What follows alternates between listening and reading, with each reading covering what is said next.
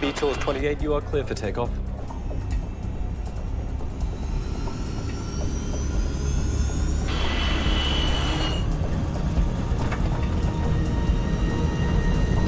Knots. Stop! Don't hammer the brakes. Don't hammer the brakes. 137 people are on board this British Airtours flight. Within minutes, nearly half of them will be dead. This should not really have happened. Evacuate! Evacuate! The aircraft didn't even get airborne. It didn't run off the runway, and yet still 55 people were killed. For investigators, it's a familiar routine. Reconstructing the final moments inside the cabin, analyzing the wreckage and the flight data recorders. In the end, they turn to a psychologist to help them figure out how a survivable emergency turned into one of British aviation's most horrific disasters.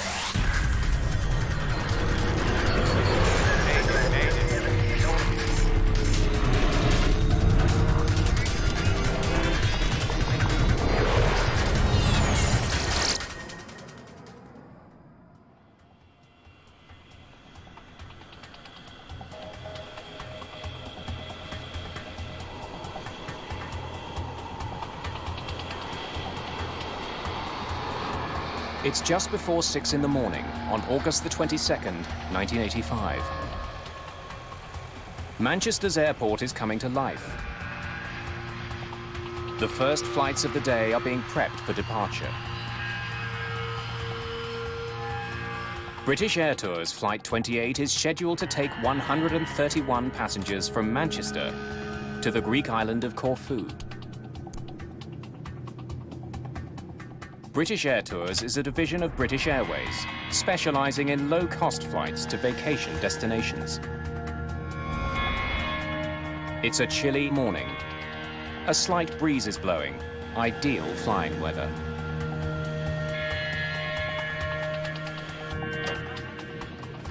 Most of the passengers on this early morning flight are traveling on vacation.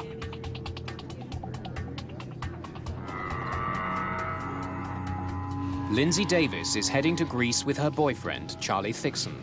All right, let's go. We'd been going out with each other for a year, and that's one of the reasons we were so excited about it. You know, it was our first holiday together. Captain Peter Terrington is in command. I was the senior training captain on the fleet. First Officer Brian Love is being trained by Terrington. He was going to perform the takeoff and landing as part of his training. All right, Captain? Yep. Briefing then, Brian. Airfield emergencies, you handling the aircraft. What are the 4 things you're going to stop for? Fire, failure, configuration warning, or you shouting stop. Okay, so you bring the thing to a stop, and I'll take over the aircraft and leave you to deal with the emergency. I'll liaise with ATC, okay? If you've talked about the possibility of an emergency and talked over what you will do, then if it actually happens, it's easier to recall those items. Okay, Brian, start 2. Starting 2. Oil pressure rising. Okay, go on. 25, 26, 27, 28, 29. 129 plus 2 on board, Captain. All strapped in, doors are closed and automatic. Thank you, Arthur. The crew is flying a Boeing 737.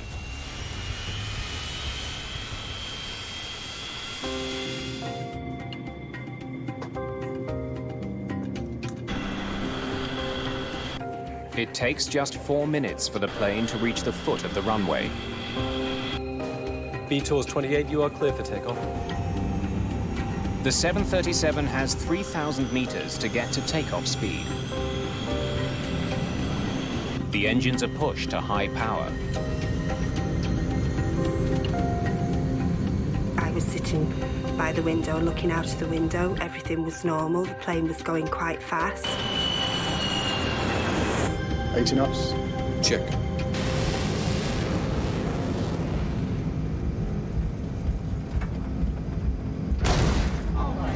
We heard a dull thud, which sounded as if it came from outside. I was really keen to see what was going on outside, but couldn't see anything. Captain Terrington needs to act fast. Stop.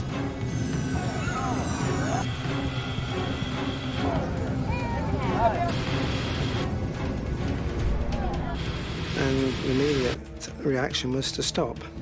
We were quite a few knots below our decision speed, so I very quickly closed the throttles and applied reverse thrust. We could feel the aircraft slowing down, and Arthur said, "Oh, I think we've blown a tyre," and I didn't know, so we just waited to hear it. Don't hammer the brakes. Don't hammer the brakes. I thought the tyre might have gone and would cause damage to the undercarriage if we braked too strongly. Probably nothing. I wouldn't worry. And just assumed that maybe a tyre had burst, so I wasn't really alarmed at that point. My thought at that time was, oh, OK, we're going to get off this plane and probably have to move all the luggage onto another plane and take off.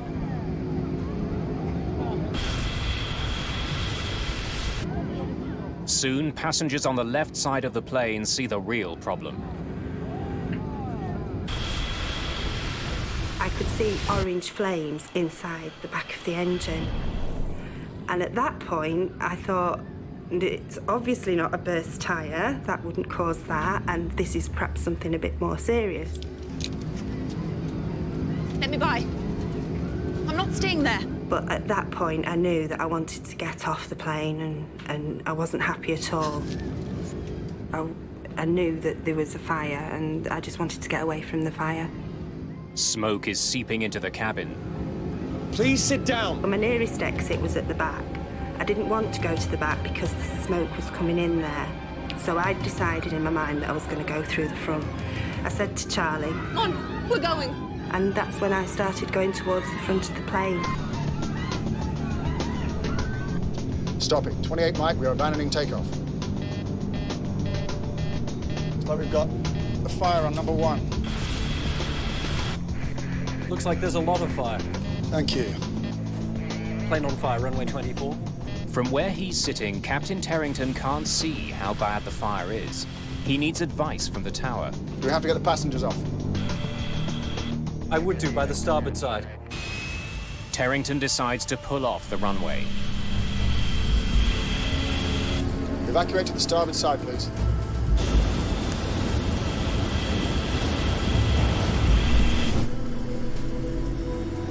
Fire drill, engine number 1. Shutting down 2. Evacuate! Evacuate! Please stay calm! Before the flight crew leaves the cockpit, they must complete a 15-step checklist. Parking brake. Set. Speed brake lever. Down. But time is running out. We had an evacuation checklist, but it was 4 pages long, and the last item was to get the passengers off. Engine and APU fire warning switches. This didn't cover my problem at all. On the 737, there are 4 cabin doors. The 2 in the back are covered in flames and smoke, leaving only 2 for 137 people. Then a mechanical problem eliminates one of those. Well, Arthur was opening one right, and he was really it was really trying to open. It was really hard to open. The back of the cabin is filling with smoke. It's making breathing difficult. Passengers rush forward. It just seemed to go on forever before they started evacuating. And that's when I thought, I'm not going to get on, it's going to blow up with all of us on it. Engine and APU fire warning switches. Right now, all 137 people on board are alive. But with every second, their odds of surviving are decreasing. Flight 28 is becoming a death trap.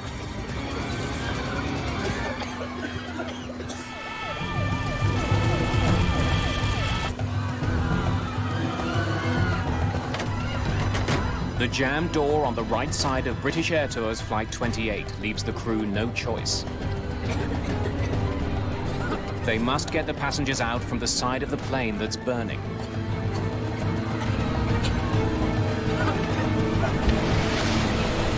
As soon as we opened the door, the fire service were already around, shooting foam up the slide that came into the galley floor. We wanted to start to evacuate the passengers, but there's a bit of a bottleneck and nobody was coming forward. The aisle is quite narrow where the galley is, and they were and then they were pushing forward, and I could see this boy that was really sort of pushed against the wall. He couldn't get out, so I pulled him by his T-shirt, had the yellow T-shirt on, and he sort of tumbled forward, and after that, everybody sort of just tumbled in behind me. And we just directed him down the slide.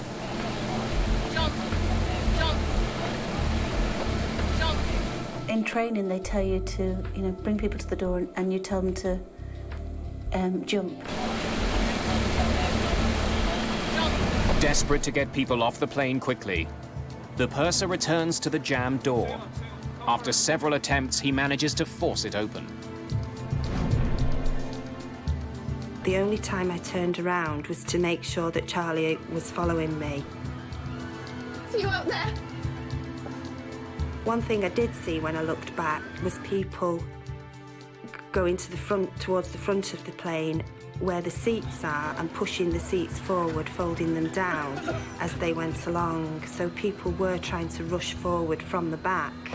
The chute was open and people were just jumping up straight onto the chute.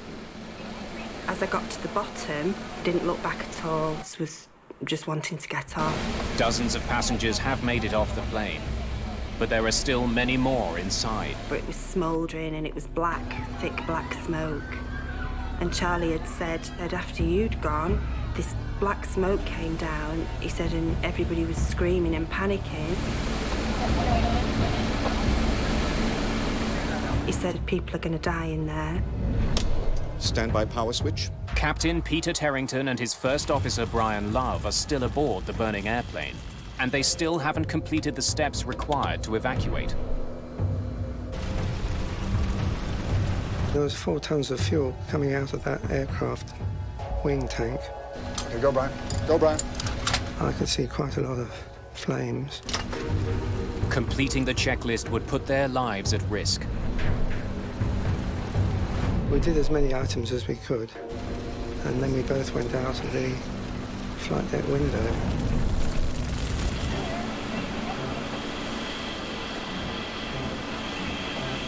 There are no more passengers at the exits, so Joanna Toff decides to see if anyone else is left in the cabin. And the smoke was you could touch it. It was so thick, and you could take it was awful, really. Go.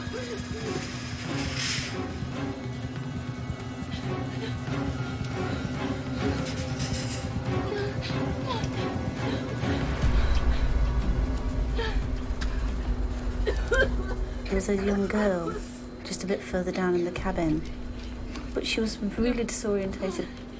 I mean, I suppose we all were, really. We just didn't have any idea what was going on. I just brought her down to the slide. She was taken off then. The fireman was telling me to come on, and I was thinking, well, I've not finished, we've not finished yet. When Toff re-enters the cabin, the thick smoke makes it as hard to see as it is to breathe. It was really dark and quiet. I'd never seen anything like it. And I could see the light from the door anyway by then, so I knew where the door was. The smoke forces Toff to abandon her search.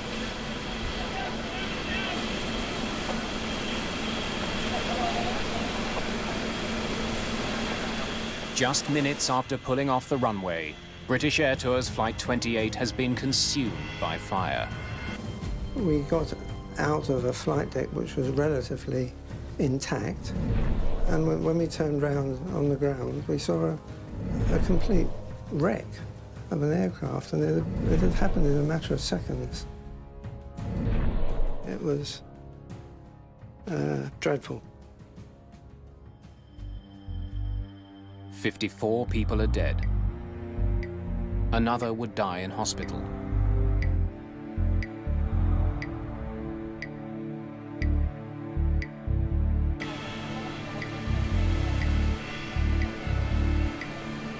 There was nothing wrong, really, with us. We thought nothing physical wrong with us. But our lives changed, you know, just in those few hours.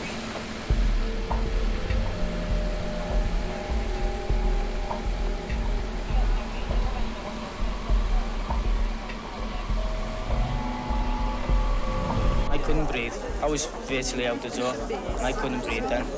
The smoke was coming in and everybody just stood up and ran out. It was just a mad panic getting out. Because when the smoke came, you just couldn't see anything at all. Couldn't see anybody. It takes 125 firefighters more than 2 hours to put out the fire. News of the disaster soon spreads around the world. British Prime Minister Margaret Thatcher flies to Manchester to visit the scene. When we get a terrible air crash of this kind, everyone is appalled and shocked. Every single aspect of this accident will be thoroughly investigated. It has to be. This is the 4th major commercial air disaster of the year. In June of 1985, an Air India jet exploded over the Atlantic Ocean. 329 people were killed. Weeks later, 137 people died when a Delta Airlines flight crashed at Dallas-Fort Worth Airport. And just 10 days before the Manchester crash, the deadliest single aircraft accident in history. Japan Airlines Flight 123, a fully loaded 747, slammed into a mountain, killing 520 people.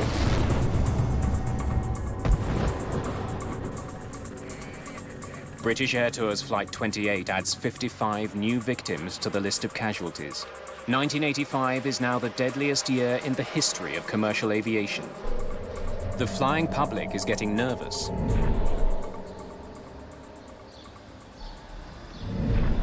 Britain's Air Accidents Investigation Branch sends a team to Manchester to unravel the events that led to the catastrophe.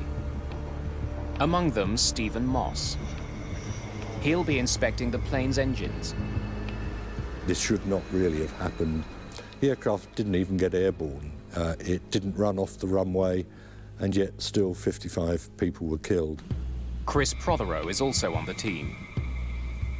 His focus is on the fire. We were aware from initial reports that the fire had entered the aircraft very rapidly as the aircraft came to a halt, and that was a focus for me. It doesn't take too long for Stephen Moss to figure out where the trouble started. He sees damage to the plane that was not caused by fire. Well, the first thing we noticed clearly was the hole in the underside of the wing. And right next to it was a gaping hole in the side of the engine. It seems that one had led to the other.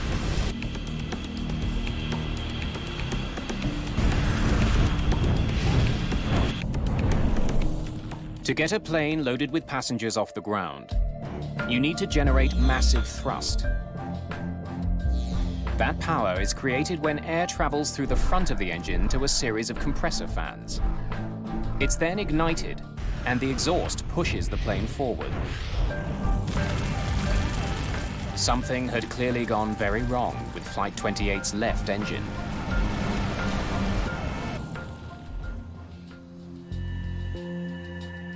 Investigators look for clues on the runway and in the cabin, hoping to discover why so many people died.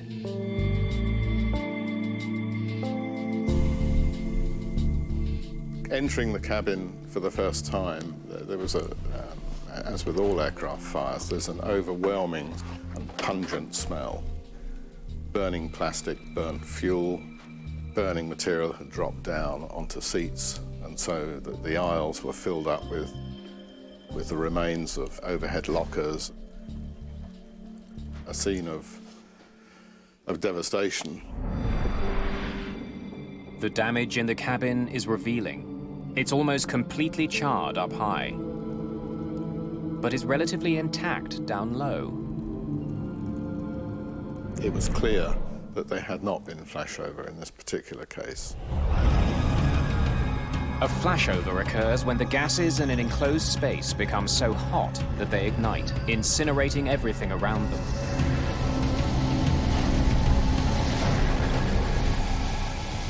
The way Flight 28's cabin is charred tells Prothero about the nature of the fire. Many of the seats squab, cushions, even things like the emergency evacuation cards, which are just plastic laminated cards, were pretty much undamaged. You could have wiped them off and put them on another aircraft and nobody would have known they'd been in this accident, whereas at the upper levels in the fuselage, there was a great deal of heat damage, and this is not a characteristic of a flashover. The fire in the cabin had been severe, but should not have been catastrophic. This leaves investigators with two questions. Why did so many people die? And what caused the fire? The answer to the second question may be outside the plane, lying on the runway. Investigators find a large piece of dome-shaped metal along the plane's path. Stephen Moss can see it's from a piece of the engine called a combustor can. It looks like there'd been a separation of the can from the front end from the back end. The combustion chamber of the 737's jet engines contains 9 combustor cans. It's where fuel and air are mixed and ignited, so each can needs to withstand intense heat. Moss suspects the fractured can somehow blew apart and destroyed the plane's left engine. It had struck an underwing fuel tank access panel and put a sizable hole in that, which directly led to the release of a vast quantity of fuel. Proving the piece of the combustion can penetrated the wing is easy. It fits neatly into the hole in the wing. This was clearly, if you like, the root cause of the accident. The engine on the plane is a Pratt & Whitney JT8D. For Moss, that's of grave concern. At the time, was probably the most widely used jet engine on commercial air transport in the world. And it was obviously pretty urgent that we try and find the cause of this one in order to prevent other aircraft having the same problem. There are tens of thousands of combustor cans in service around the world. One of them erupted in Manchester. Stephen Moss needs to find out why it failed. And fast.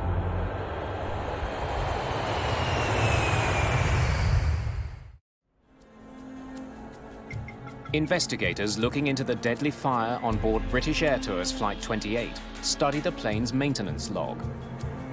They discover the combustor can that ruptured had previously been repaired. We needed to look at that repair and how effective it was. During a routine inspection a year and a half earlier, mechanics had found small cracks in some of the combustor cans.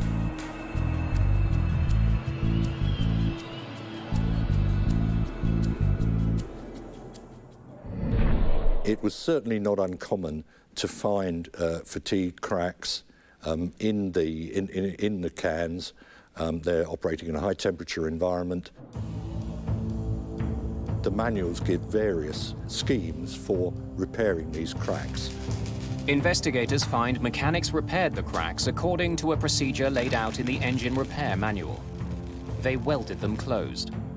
But the crack on can number 9 was unusually long. The overhaul manual did not give any limit on the length of crack that could be repaired, and it was a longer crack than had been experienced before. It was still repaired.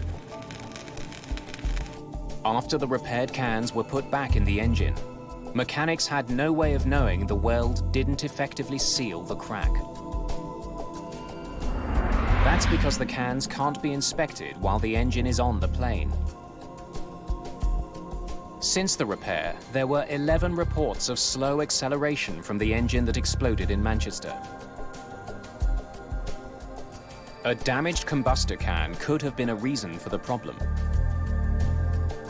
But troubleshooting guides available to mechanics in Manchester didn't list that as a potential cause.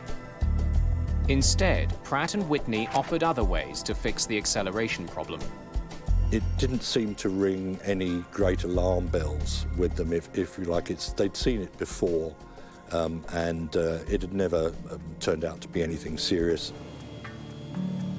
So mechanics in Manchester made minor adjustments to fix the plane's idle speed and kept the plane in operation. Cockpit voice recordings revealed that the crew of Flight 28 was aware there was a problem with slow acceleration.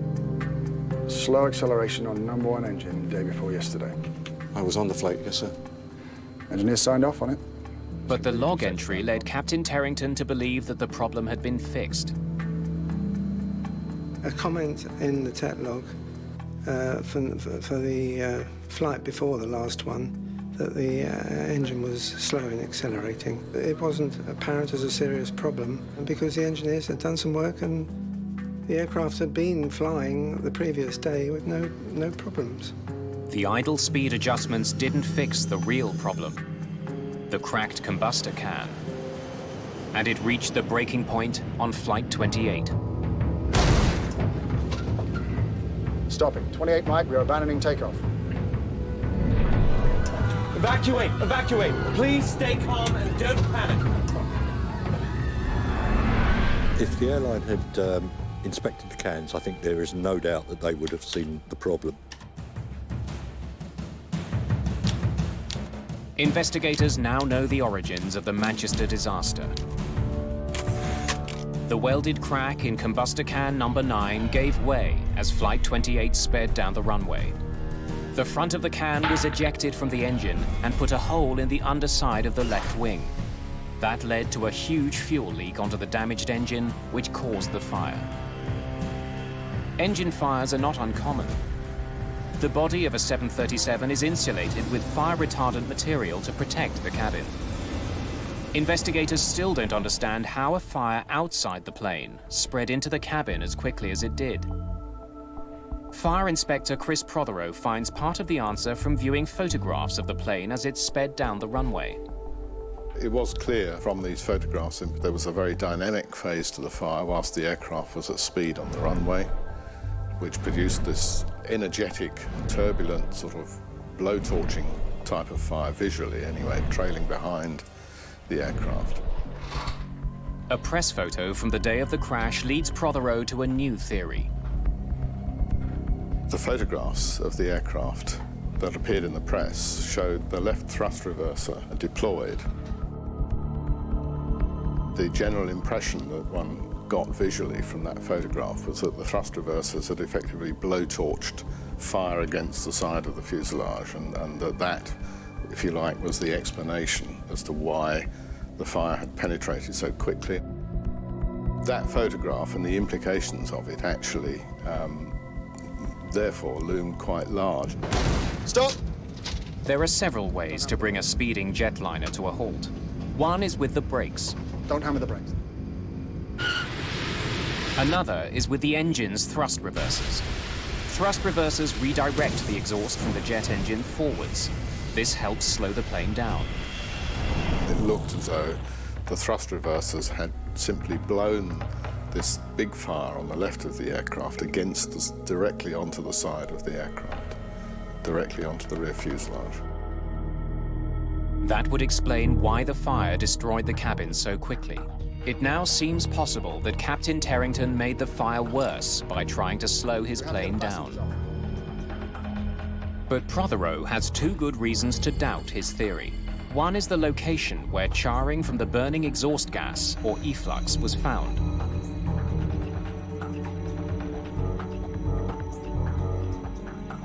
The efflux impinges on the fuselage further up, closer to the roof, the crown skins of the aircraft. So actually, the penetration that we had low down did not fit with that. And the other reason is, by the time the thrust reversers were deployed, the left engine had already exploded. But to act as a blowtorch, the engine would have needed considerable exhaust. We did calculations to confirm that the residual thrust from that engine would not have had the energy to have this effect.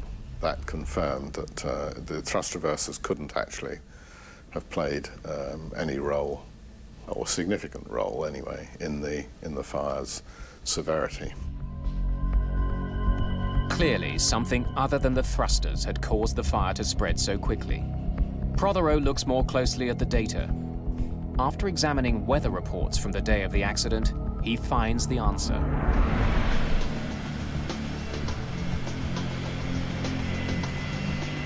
The wind was the main factor that determined the severity of the fire in terms of its attack on the outside of the aircraft, how rapidly it penetrated the aircraft, and it also affected the conditions inside the cabin. Believing he had blown a tire, Captain Terrington made a fateful decision. Stopping. 28 Mike, we are abandoning takeoff. Well, when we heard the thud and we closed the throttles, it was my assumption that we were going to turn off the runway, clear the runway, ask air traffic for an engineer to come out and check the tyres. Like a highway, an airport runway has a series of exits. Captain Terrington chose one called Link Delta. So we've got a fire on number 1. When we got the additional information of a fire warning, the brain was already programmed to carry out the stop. The crew had been aware that they had a fire, but didn't really appreciate at the time the nature of the fire, the severity of the fire, so they had turned off the runway. Captain Terrington turned his plane to the right and brought it to a stop. He couldn't have realized that doing so would make the problem far worse. There was a crosswind, a slight crosswind, from the left side of the aircraft that was carrying the fire that was burning from the fuel that was pulled underneath the left wing. It carried that fire aft, rearwards, and took over and under the rear fuselage, in between the wing and the tailplane. The wind wrapped the fire around the back of the plane and into the cabin. If there'd been no wind at all, I think the situation would have been very much more benign. Investigators have discovered how the fire started and the conditions that caused it to penetrate the cabin. Now investigator Ed Trimble must solve the biggest mystery surrounding the Manchester accident. Here we had an aircraft which had aborted the takeoff for good reason. It had taxied off and stopped in a taxiway in an expeditious manner, and yet 55 people had lost their lives. So there was a big question as to precisely why that had occurred. Investigators learned that most of the dead were not found in the worst burned parts of the plane. Autopsies will point to the real killer on Flight 28.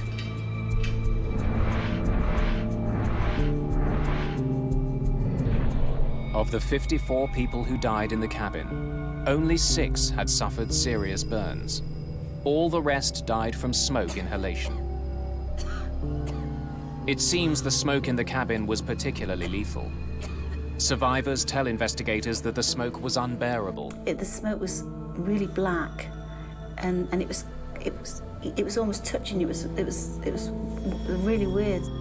And they say the effect of that was shocking. Immediately you took one breath of the smoke, you began to feel debilitated, and you knew that if you took another breath or two, you weren't going to make it. At the time of the Manchester accident, the effects of fire on an airplane had been well studied and understood, but the effects of smoke were not. To figure out what made the smoke so toxic, Trimble decides to recreate the fire that burned on Flight 28.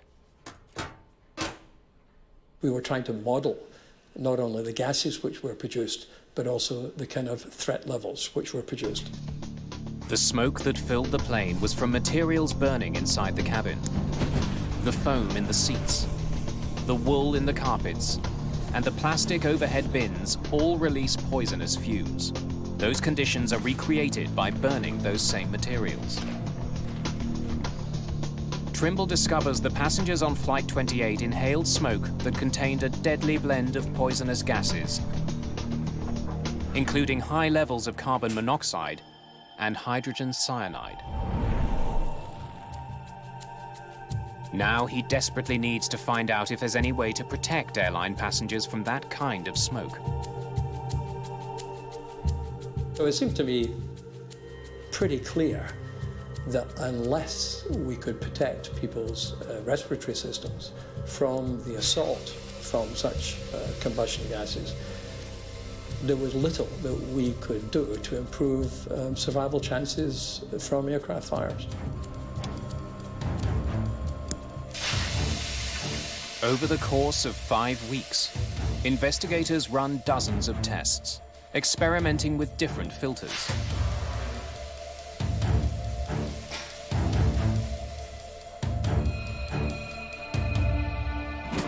They burn nearly 1/4 ton of material to create the necessary smoke. Their dramatic conclusion: it may have been possible to save passengers' lives. There was not the slightest doubt in my mind that in these situations, in an aircraft cabin, if it is being assaulted by combustion gases, your chances of survival are vastly improved if you have smoke hood protection. British Airtours Flight 28 had only enough smoke hoods for the crew. They were never used. Trimble's research indicates that smoke hoods for passengers could have saved lives. There were hoods available, both of the filter type and the breathable gas type, which can provide a very high level of protection to people in these circumstances.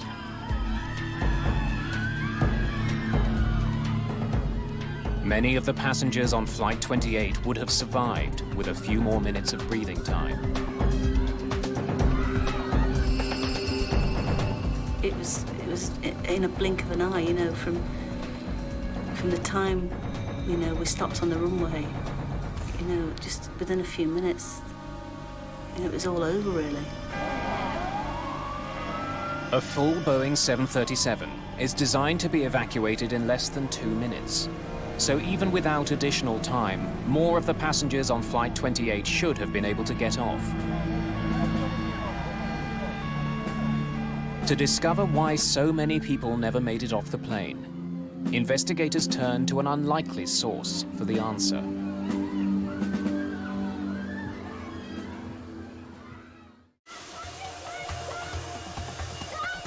By law, airplane manufacturers must prove their planes can be evacuated quickly and safely. When the 737 was introduced in the UK, Boeing demonstrated that 130 people could get off the plane in just 75 seconds. All public transport aircraft are certificated to the same criteria, and that is that the total complement of passengers must be capable of evacuating from the aircraft using half the exits in the aircraft, it's generally one side or the other, within a maximum of 90 seconds. But 90 seconds after Flight 28 came to a stop, most of the passengers were still on board. The reason why the evacuation in Manchester wasn't achieved in 90 seconds is because the conditions in a real fire evacuation are completely different from the certification conditions. The certification evacuation is conducted in clear conditions, with no smoke that reduces vision and overwhelms passengers. Within minutes of coming to a stop, Flight 28 filled with thick black smoke. As soon as the smoke began to spill into the rear cabin and then flow forwards, essentially that induced immediate panic in those who were so affected by the smoke, because their respiration, I mean, the typical comment was, I took one breath of smoke and I felt as though my lungs were solidifying. You can imagine under these conditions that people have got to get away from the smoke. And people did this by basically clambering over the seats and other people in front of them. In less than 5 minutes, what should have been a survivable accident turned deadly. To prevent future tragedies, Britain's Civil Aviation Authority decides to learn more about people. Helen Muir is a psychologist and a leading expert on how airplane design can influence survival. She's asked to study the behavior of passengers on Flight 28 to figure out why so many died. What we had to learn to do was to design the aircraft interior so even if we had what we might say was dysfunctional behaviour in totality, we could accommodate the needs of individuals and their desperate rush to get out. Muir configures a cabin to duplicate Flight 28 and fills it with volunteers. Then, to have them act as though the plane's on fire, she offers money to the first ones off. And that produced behaviour that was quite unbelievable. People went over seats, they went round, past each other, all sorts of things. And indeed, when survivors from the actual Manchester accident came and saw the videos, they said, yeah, that's how it was.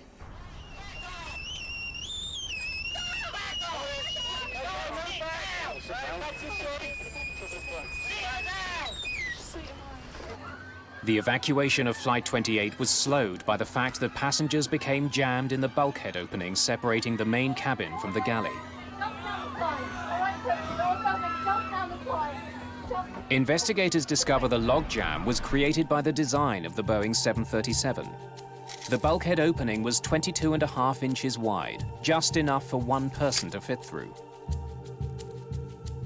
But what they wanted to know was how much wider would they have to make it for people not to get stopped and blocked. We were trying to do as much as we could to recreate the situation which had happened at Manchester and then to systematically vary the aircraft interior to see what changes would improve the situation for passengers. Muir's tests showed the narrow bulkhead opening created bottlenecks that flight attendants had to constantly clear. Increasing the width to 30 inches greatly improved the movement of passengers.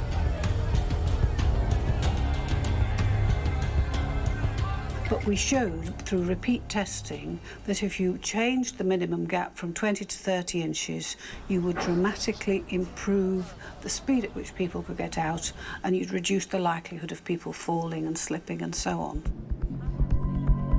As a result of Helen Muir's work, a recommendation was made to increase the space between the bulkhead walls to 30 inches and introduce strip lighting to help guide passengers to exits even when they are blinded by smoke. Muir also found a way to improve cabin safety without redesigning the cabin. Please sit down. She conducted research on the behavior of the cabin crew in emergencies and found that passengers get off a plane much faster with a highly assertive crew.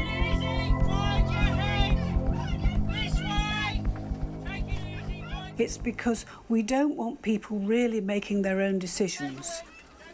We want people to do exactly what the cabin crew or the procedures state, and we don't want people hesitating, particularly at the door.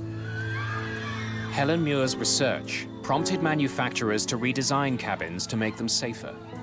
But one safety feature remains controversial: smoke hoods. Ed Trimble believes they should be mandatory on all commercial flights. Without a doubt. Without a doubt.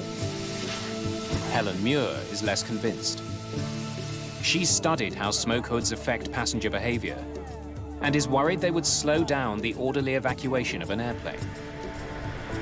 We know you've only got literally 1.5 to 2 minutes for everybody to get out. What we don't want to have is something which is difficult to put on, and so it slows people getting down. The most important lesson of British Airtours Flight 28 is that seconds matter. It's now universally accepted that it takes 90 seconds from the first sign of fire before it becomes unsurvivable. The passengers on Flight 28 lost valuable time when the starboard side door jammed. The investigators determined that the slide mechanism deployed too early, preventing the door from opening. There was a flaw that led the slide container's lid to jam if the door is opened too quickly. After the Manchester accident, Boeing quickly redesigned the system so that couldn't happen. But the recommendations made by the AAIB weren't adopted quickly enough to save lives 6 years later. In 1991, a Boeing 737 slammed into another plane on the runway in Los Angeles and caught fire. Many of the 22 people who died were overcome by smoke before they could get out. But in 2005, the crash of an Air France jet in Toronto showed how much has changed since the Manchester accident. All 309 people got off that plane in just 90 seconds. No one died. Some major changes to commercial airliners All right, the door's open. came about because of a flight that never left the ground. That's the only way I can resolve it, with the death of 55 of my passengers. The fact that flying is now safer. I can't imagine anybody, you know, doesn't wish that it hadn't happened. You know, despite what's been learned and despite maybe the subsequent lives that have been changed, you know, you'd give anything for it not to have happened.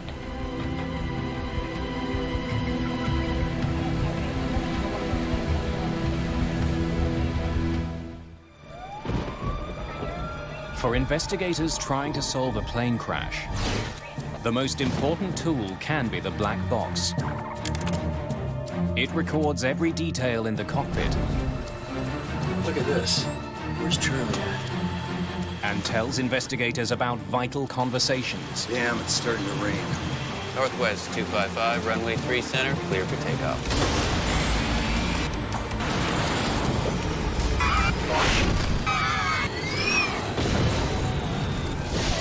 But in the crash of Northwest Airlines Flight 255... I have never been to an accident of that scale. It wasn't what investigators heard on the tape. TCI was on set. It was what they didn't hear. It was checked. That would lead to an astonishing conclusion.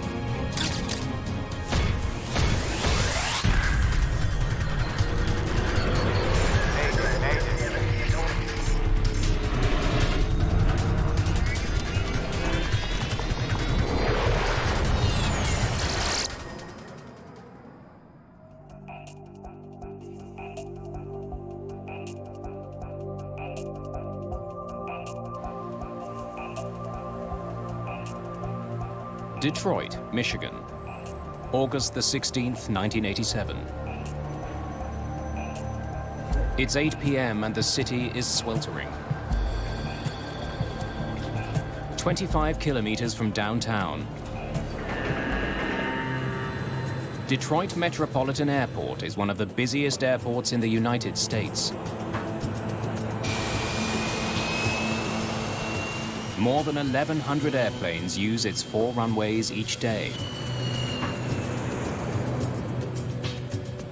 Today, one of those is Northwest Airlines Flight 255, bound for Phoenix, Arizona. Captain John Mouse is in command. A Las Vegas native, 57-year-old Mouse is a veteran pilot. His first officer is 35-year-old David Dodds of Galena, Illinois. Why don't you tell them we're ready to go? Both have years of experience on this type of aircraft. The MD-80 is also known as the Super 80 and is the second generation of the DC-9. The MD-80 was quite a bit longer. It had more powerful engines, so it could carry more people. For that reason, it was a better moneymaker for the airlines than the DC-9 was.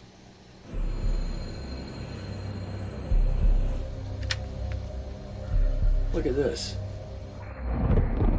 The sky between Detroit and Phoenix is filled with storms. Several are moving quickly towards the airport. There's a line here.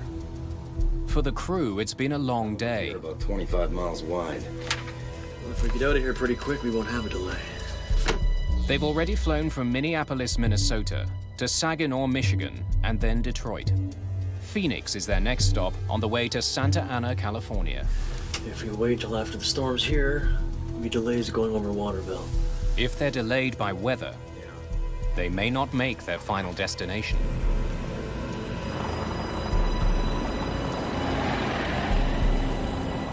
Let's get out of here before it starts raining. The plane's 149 passengers are also eager to leave.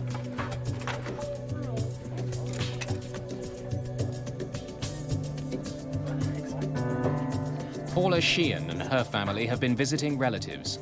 They're heading home to Arizona. Her daughter Cecilia is only 4 years old. Looks like bags are all in. Why don't you tell them we're ready to go? Ramp 255 and Delta 15. Flight 255 is running half an hour late. Northwest 255, clear to go. Okay, we're cleared to push. Let's do the checklist. Brakes. Set. Windshield heat. It's on. Boost the pumps. It's 6. Cabin pressure controller. Checked. Auxiliary hydraulic pumps and pressure. On and checked. Yeah. It's starting to rain. To beat the storms, they need to leave immediately. Sign beacons. They're all on. Before start checklist is complete. Flight 255 begins moving from the gate to the runway. Northwest 255. But because of the weather... Northwest 255, now exit at Charlie Runway 3 Center. The ground controller gives them a last-minute runway change.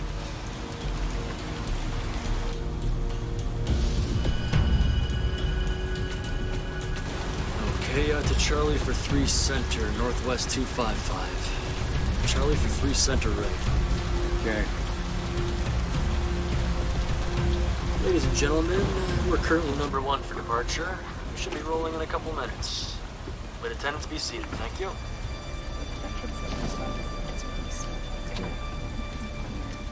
Blacker than hell out there. Where's Charlie at?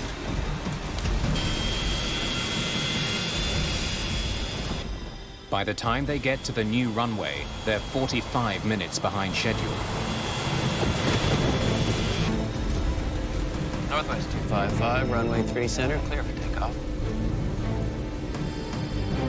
Within 17 seconds, 65,000 kilograms of passengers and aircraft hurtle down runway 3C. But moments before liftoff, Mouse discovers he can't engage the auto throttle. Let's stay on. TCI's on set. His computer isn't in takeoff mode. They're on now. Okay. Clamp. 100 knots. At 313 kilometers per hour. V1. Rotate.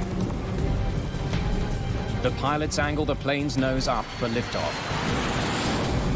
Then something else goes wrong. Just under 50 feet from the ground, the aircraft begins rolling from side to side. Tower, lifeguard copter 102. It rolls left and strikes a light pole. Out of control, Flight 255 slams into the ground, skids along a highway, and disintegrates when it hits an overpass.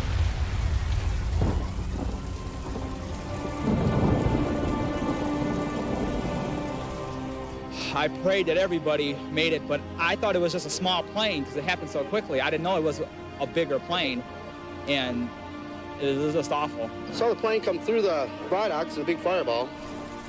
Well, we got dispatched. It was a rainy Sunday night. And then he said there was an airliner down, and our mood kind of just changed. And the one guy looked at me, Dan, and said, well, I hope it's a small one.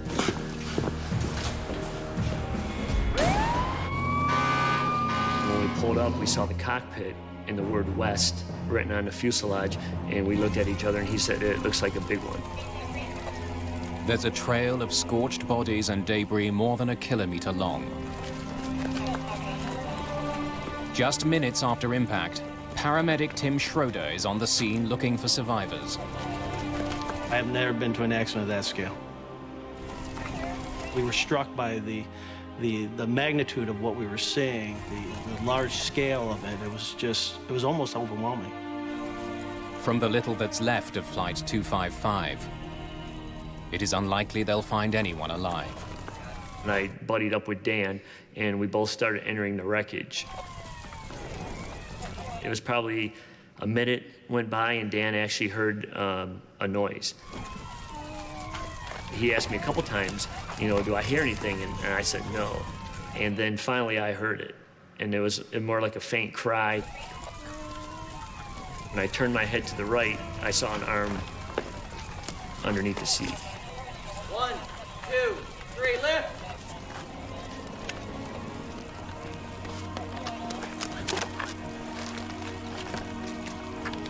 She was covered in some blood and some soot. Somehow, 4-year-old Cecilia Sheehan has survived the crash. But she's badly injured. Tim Schroeder races her to hospital. We have a 4-year-old girl found alive in the wreckage. She has a very weak pulse. If Cecilia survived, perhaps others have as well. Rescuers spend hours looking through the wreckage for more survivors, but their efforts will be in vain. We actually covered anything that was a body or a body part with a yellow blanket. It was just nothing but like a sea of yellow blankets, basically. Northwest Airlines said 154 passengers and crew aboard the plane died in the crash. Both Captain Mouse and First Officer Dodds are killed in the crash. 2 other people died when their cars were hit by the plane. This is the second deadliest airplane disaster in US history.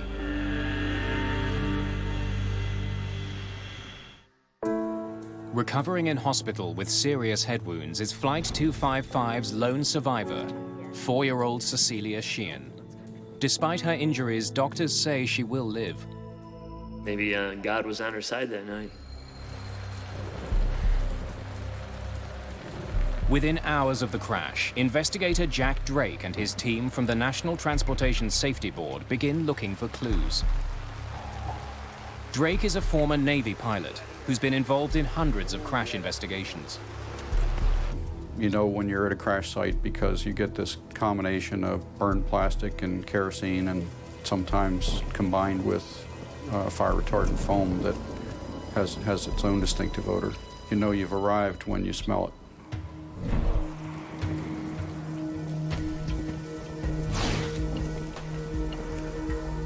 Drake and his team treat the crash site like a crime scene. Our team consisted of 12 or 13 specialists, some of whom go to the site and some of whom do their work elsewhere. They set out to examine every piece of wreckage to discover what went wrong. They have responsibilities for looking at different parts of the wreckage debris and do qualitative analysis of those parts. We always look for the recorders first. They're frequently referred to as black boxes, although they're usually orange. The information is usually well protected because they're encased in a steel box that is both heat resistant and crash resistant. Since the 1960s, commercial jetliners have been required to carry flight data and voice recorders. The CVR was first introduced in Australia following the 1960 crash of a Fokker F-27. The devices must be able to withstand an impact of 3,400 Gs and temperatures as high as 1,100 degrees Celsius.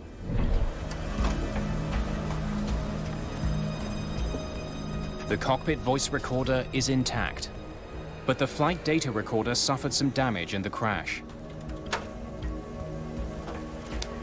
They may hold the only clues that can help solve this accident. Both recorders are sent to the NTSB lab in Washington, D.C.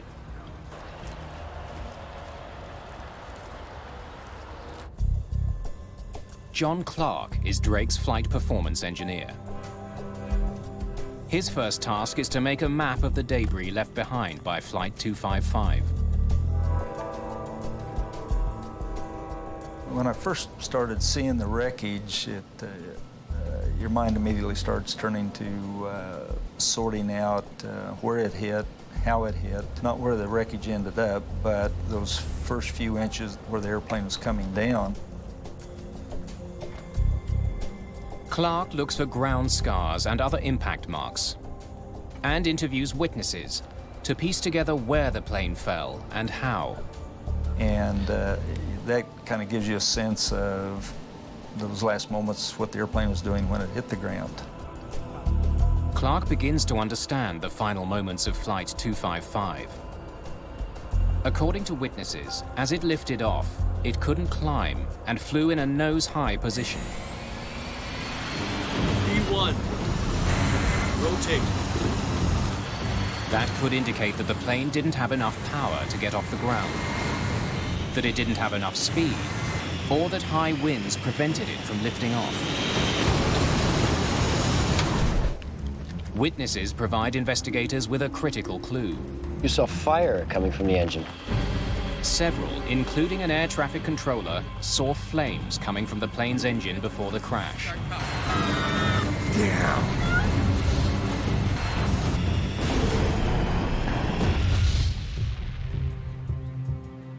The engines become the first focus of this investigation. They look for evidence of an internal failure. The plane suffered an engine failure. Investigators soon learn that less than a month earlier, one of the plane's engines was damaged when it was hit by a foreign object. It was repaired and was being monitored by mechanics to see how it performed.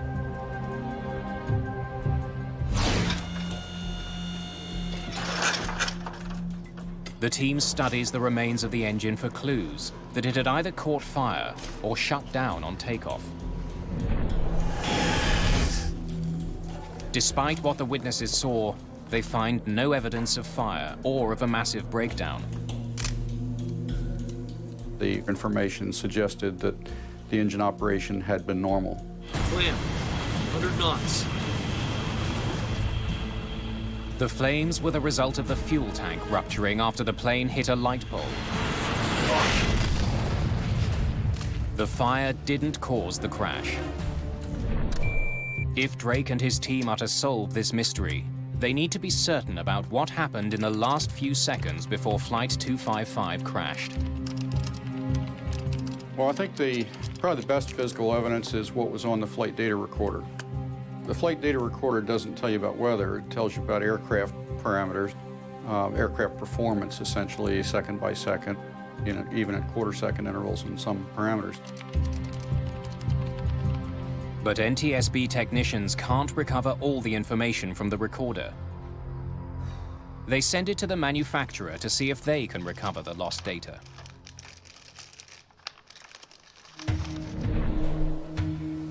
While he waits for news about the flight data recorder, Jack Drake looks more closely at the weather on the night of the crash. There was some convective or thunder shower type activity that had moved through the area, and its impact on the accident required a lot of analysis.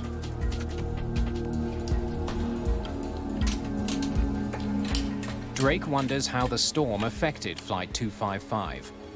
He listens to the cockpit voice recorder for clues. He discovers the menacing weather was a concern to the crew. Let's get out of here before it starts raining. Jesus, look at this. Drake sees that there were several storms along the flight path, and they were getting closer to Detroit. There's a line here, and a line between these two, and another one here about 25 miles wide. Thunderstorms can create a very dangerous threat to pilots. Since there was severe weather in the area, we always worry about microbursts. Microbursts occur when columns of air shoot down to Earth. As a plane passes through, Winds batter it from all directions, making it difficult to control.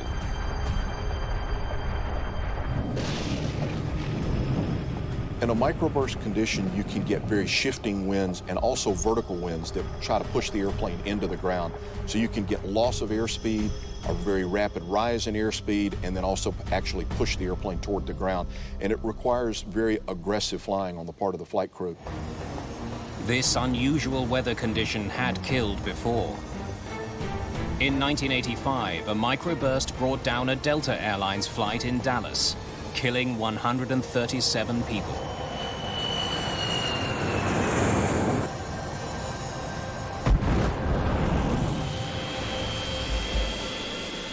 At the time of the Detroit accident, there was no device at airports to accurately detect microbursts.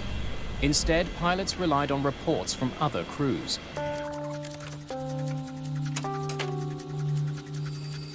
Jack Drake discovers that 27 minutes before liftoff, Captain Mouse and First Officer Dodds received such a warning.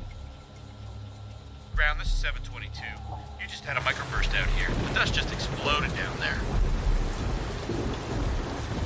Investigators suspect that a microburst may have slammed Flight 255 to the ground as it tried to lift off. It was right after departure when the accident occurred. If they had struck a very strong microburst, that would be a candidate for one of the possible causes. Satellite images taken at the time of the crash and weather data from the airport's sensors show that there were storms near the airport at the time of the accident. But there's no evidence of a microburst. Wind and rain, but nothing that could be a microburst. Around the time of the crash, the airport's sensors did record a dangerous gust of wind on the runway, powerful enough to set off alarms in the tower. Upon further investigation, Drake discovers that Flight 255 was still at the gate at the time of that alarm. So the winds couldn't have brought the plane down. Sign beacons. But they did have a huge effect on Captain Mouse's flight plan. The crew's pre-flight dispatch package stated that they would take off from runway 21 left. But with the sudden change of wind direction, ground control sends Flight 255 to runway 3C, the shortest of 3 available runways. Northwest 255, now exit at Charlie runway 3 center.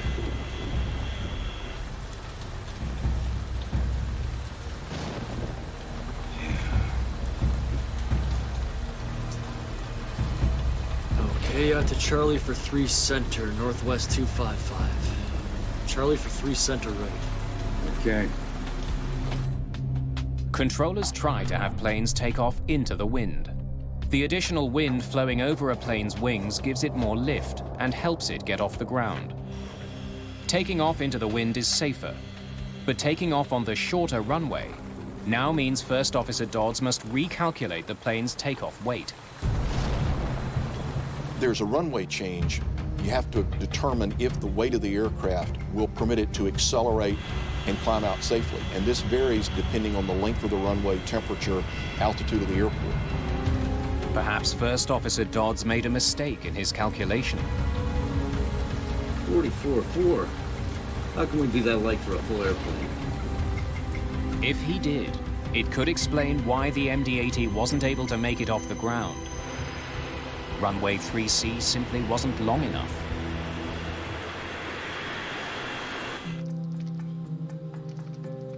Using calculations based on average weight of luggage and passengers on board, Drake's team confirmed Dodd's estimate. The plane weighed 144,047 pounds, well below the allowable limit for runway 3C. It should have been able to get off the ground. Drake's investigation has hit another dead end. He and his team are running out of possibilities. Until technicians can decode the damaged flight data recorder, the team must rely on the physical evidence that's been found at the crash site. But when investigators study the cockpit's center console, they're forced to consider an almost unimaginable cause. Is this the way it was found? To get the plane off the ground, the flaps on the wings should have been extended to the 11-degree position. But the way the flap handle is damaged suggests the plane's flaps were retracted when it crashed. The pin had left a mark. This happens because the aircraft comes to a very sudden stop and the handle jangles around, and it's a metal-to-metal contact that's exaggerated by the impact. Well, stay on. That indicator was that the flaps were zero or fully retracted and the slats were retracted as well. Flaps and slats are extensions that slide out of the back and front of the wing. They make the wing bigger, which increases the amount of lift they can provide. They must be extended for takeoff. If the slats are retracted, for the most part, with today's modern jets, the airplane is not capable of flight. It's not capable of flight. If the crew tried to take off with the flaps retracted, it would be an astonishing blunder. E1, rotate. But a pilot who was lined up directly behind Flight 255 on the runway is certain the plane's flaps were extended. And you're sure the flaps were extended? Pilots in other aircraft that were close to the point where the takeoff had begun were telling us that they thought the flaps and slats were deployed to a normal position. Investigators can't be sure whether the flaps were extended or not. The clues they need lie somewhere in the sea of debris recovered from the crash site. Eventually, investigators find the evidence they need inside a section of the plane's left wing. Each component of the slat system has its own drive system, and one of those was interrupted by the light pole that passed through the wing. 18 feet of the left wing was severed.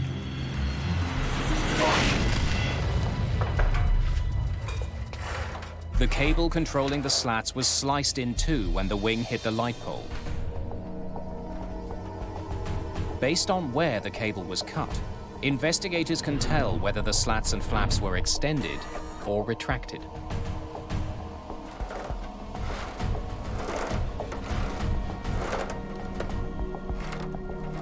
It severed two cables, and if you lined up those two severed ends, it corresponded with the slats being in the full retracted position.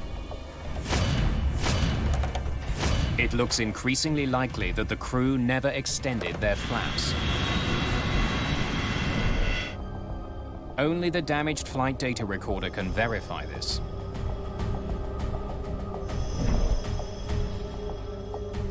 Fortunately, technicians have finally been able to rescue all its data. A digital history of Flight 255's performance until the moment of impact. I knew that if we had a good recorder, we were going to get data back. The flight data recorders in combination give you that time history that goes together with the physical evidence or physical damage. As expected, the FDR confirms what the evidence has been showing investigators.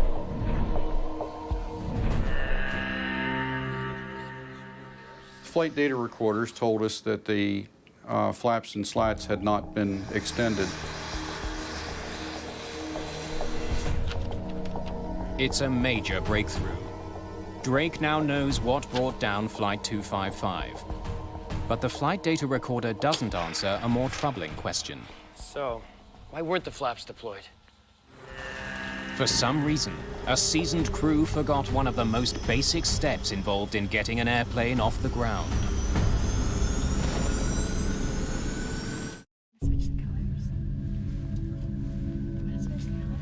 Two months after the crash, Northwest Airlines Flight 255's sole survivor, Cecilia Sheehan, is released from hospital. We can't be sure why the little girl survived. She's a very little girl buckled into a big seat, and she was more protected than adults that might have been sitting around her. But she was very lucky. Jack Drake needs to know what contributed to the death of her family and all the other victims.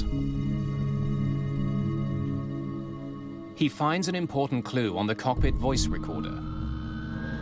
It shows that the last-minute runway change caused confusion in the cockpit. Once the aircraft began to taxi, blacker than hell out there. Northwest 255, no exit at Charlie Runway 3 Center. other activities were introduced that had the potential to cause distractions. Did he say 3 Center? 3 Center, yeah, that's why I was thinking we had to go that way. I was thinking 2-1. Well, they made a wrong turn, which might have been confusing because they had to go a different route. Where's Charlie at? Right at the end of this ramp. I think Charlie was... No, it is Charlie. You sure? I think so. The crew got lost on the way to runway 3C. Ground, Northwest 255. I guess we went by Charlie. We're going to 3 Center right. Northwest 255, affirmative. Make a left turn at Foxtrot.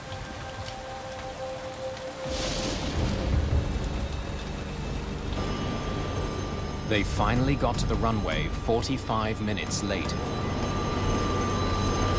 Ladies and gentlemen, we're currently number 1 for departure. It should be rolling in a couple of minutes. Flight attendants, be seated. Thank you.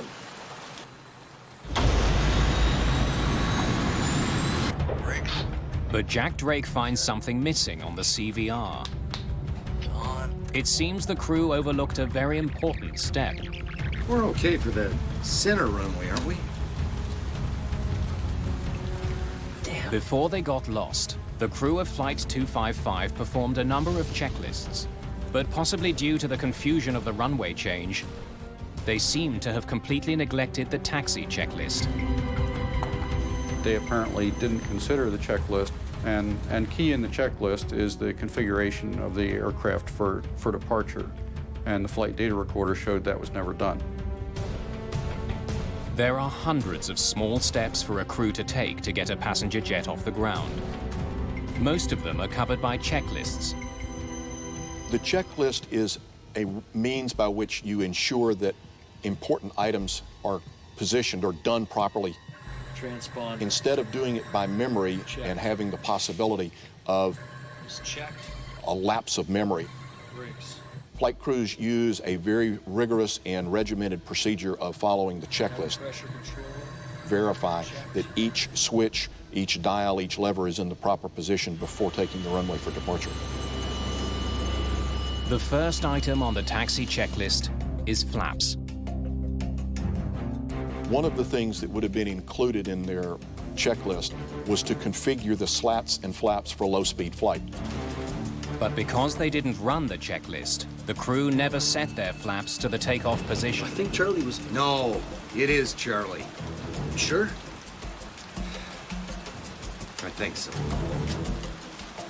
They hadn't done this checklist at the time they normally would, and as the activities piled up that were potential distractions, they were further and further away from the point at which they would normally perform that function.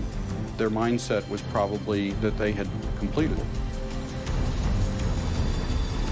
The pilots got an indication that their plane wasn't properly configured. During takeoff, they couldn't activate the auto throttle because their computer wasn't in takeoff mode. Another step covered by the taxi checklist. Won't stay on. TCI's on set.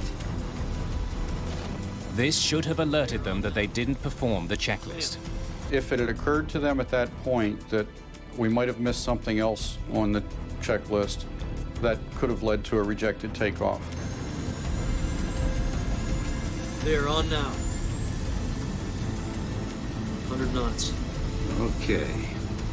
Apparently that didn't happen, and so the takeoff was continued. With disastrous results.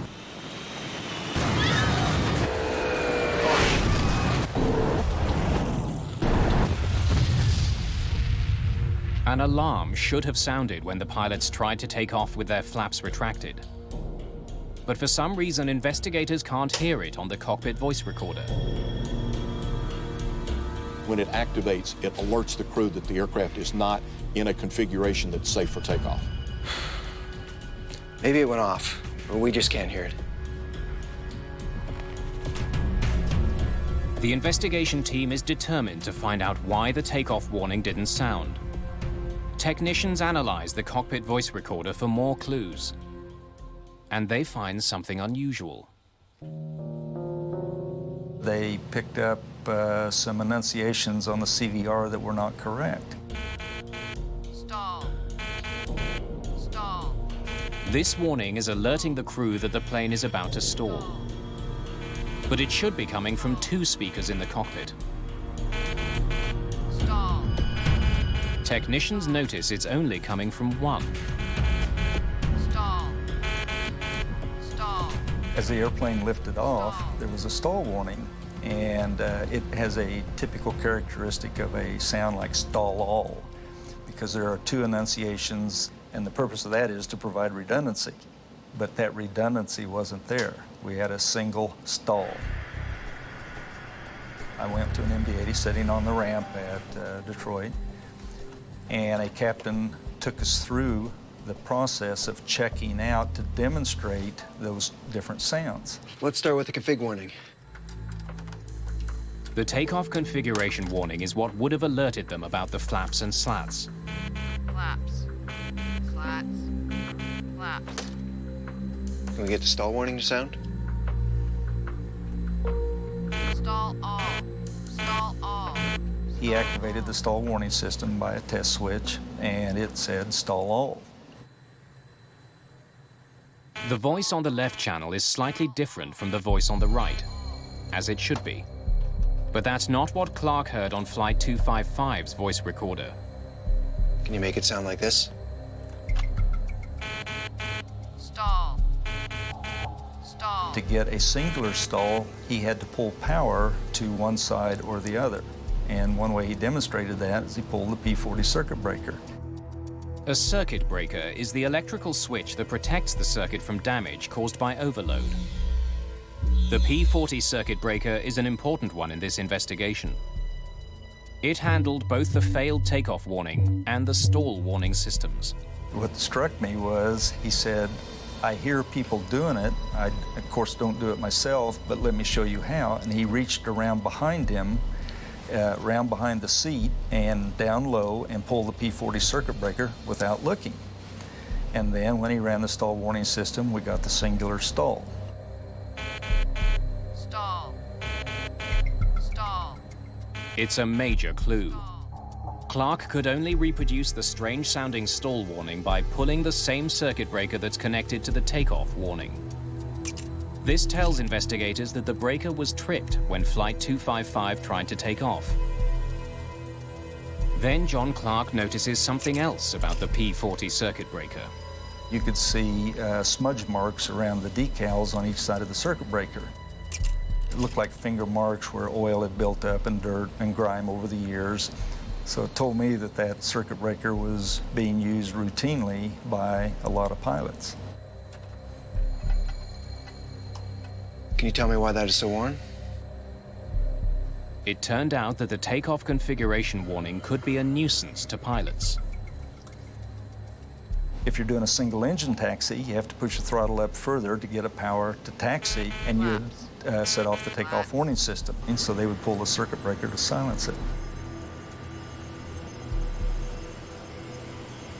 It's irritating. It's a warning. It's meant to alert you. And if it's going off routinely all the time, it gets on their nerves. And so apparently pilots were routinely silencing those takeoff warnings. Investigators suspect that the crew of Flight 255 tripped the breaker to avoid the irritating takeoff warning. And then, with the added delay from the runway change and the impending storm, they proceeded to take off without doing the taxi checklist. That might explain why the alarm didn't sound when they tried to take off with their flaps retracted. We don't know if The pilot did pull that circuit breaker on that particular flight. There was certainly one error and the potential for two. I think that the extensive use of the circuit breaker because of the smudge marks around the circuit breaker and the pilot's statements, I think it's highly likely that he did. It appears the downing of Flight 255 was caused by pilot error. Now investigators can accurately piece together what happened that night in Detroit. But it would take another shocking accident for the airline industry to learn its lesson.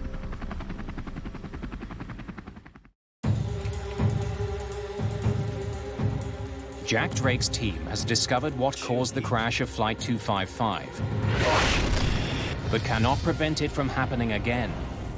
1 year later in Dallas, Delta Flight 1141 tried to take off without their flaps extended. The investigators who had been working on the Northwest crash are stunned. I was very frustrated to learn that another airline had done the same thing in a different aircraft type about a year later. The Delta crash would uncover potentially deadly flaws Before start checklist, battery. in the checklists commercial pilots are trained to follow. The Delta and Northwest crashes killed 170 people and had eerily similar causes. In both disasters, the workload in the cockpit increased. Jesus, look at this. Northwest 255 now exited Charlie Runway 3. If we get out of here pretty quick, we won't have it. Auto land. And in both, the pilots failed to perform vital elements of their checklists. It is very unusual for a crew to not perform a checklist. They have done it hundreds upon hundreds of times. Brakes, windshield heat is on, cabin pressure controller is checked. The normal procedures were a little bit out of the norm, and as a result, it got overlooked. To prevent this from happening again, aviation officials turned to a government agency that knows the importance of clear procedures. 4, 3, 2, 1. NASA. So they're in there, ready to go. All right. Jack Drake and his team wanted the US Space Agency to help create checklists that decrease the odds of items being skipped. Asaf Degani was a research scientist working with NASA. After the accident, he took on the project of improving a flight crew's pre-takeoff procedure. We looked for any research that was done on checklists or procedures in general, and in fact, we couldn't find anything. So Degani had to start from scratch. But there are dozens of different checklists to examine. Most of the ones on Flight 255 were printed on a single card. They listed the tasks the crew had to carry out, but didn't give them a way to keep track of what was and what wasn't done. At the time of the Northwest crash, there were several types of mechanical checklists in use. The US Air Force used a scrolling checklist. Once a checklist item is completed, the pilot scrolls to the next one. American Airlines used a system that allowed pilots to cover up completed items with a plastic slide, so only the non-completed items would be displayed. Asaf Degani set out to see firsthand how pilots were using checklists. He wanted to make it less likely for them to make mistakes. He sat in cockpits and observed 42 different crews in action. Degani concluded that many checklists were badly designed. There's a certain flow by which you go about checking things, and the idea is to prevent a case where you're doing one thing here, one thing there. Checklist should have a certain flow, which is a logical flow, and not one which is kind of random. Go, and they're ready, and they're going through there. Degani also found a much more serious problem with checklists. If pilots are interrupted, they sometimes forget where they left off. Transponder. Checked and on. And there's many cases where people would do A, B, C, D, E, and air traffic call would come, they'd have to respond to it, and that's an interrupt. Northwest 255, now exited Charlie Runway 3 center. They will go back to the checklist and skip a certain item and continue on the list, assuming that the whole list was done. People were very concerned about that. To ensure no steps are missed, airlines train their pilots to return to the top of a checklist following the interruption and start over. Again, Asaf Degani sees a problem. And we found that if checklists are very, very long and meticulous, that's overburdening the crew, and they sometimes would not want to start again from the beginning. To address the problem, Degani suggests changes across the airline industry. One of our recommendations from the study is to try to take long checklists and chunk them to small pieces so that if an interruption happens, then doing another 4 or 5 items, it's not a big effort as opposed to doing 20. Degani even made recommendations about the typeface that airlines use, so they can be more easily read by pilots. Perhaps the biggest advance to checklists is the move from paper to computers. Since at the time computer technology was coming into the cockpit, it made a lot of sense to think about the electronic checklist. Today, Degani and his team are studying smart checklists that keep track of checked items. They provide pilots with a visual indication of where they are on the list, and in some cases verify that the task has been correctly carried out. Electronic checklist shows you which item was completed and which item was not. Computerized checklists are now slowly making their way into the cockpits of commercial airplanes. They make it far less likely that an accident like Northwest 255 could happen again. The FAA also ordered a modification to the alarm system of all commercial jetliners to prevent nuisance alarms. The takeoff warning was redesigned, so it could not sound unless the plane was actually taking off. Jack Drake went on to investigate hundreds of accidents over a 26-year career with the NTSB. The crash of Flight 255 taught him a valuable lesson.